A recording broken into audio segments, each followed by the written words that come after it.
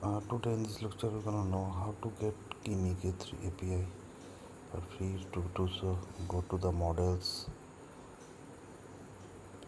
and here you can see Moonshot AI Kimi K3 Moonshot AI Kimi K3. But look, here input cost $3 per million tokens, but this is for free, $0 per million tokens.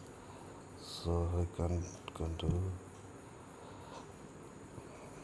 Look at there is an activity throughout uptime, latency capture, uptime. Look, input is free for now, output is free, $0 per token, $0 per million token,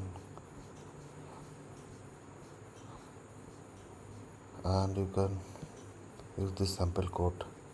Here you will put the API key, and to get for API URL, Anthropic Python SDK, Anthropic URL.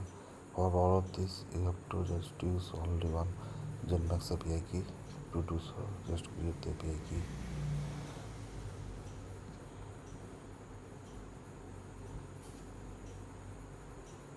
You just need to create the API key.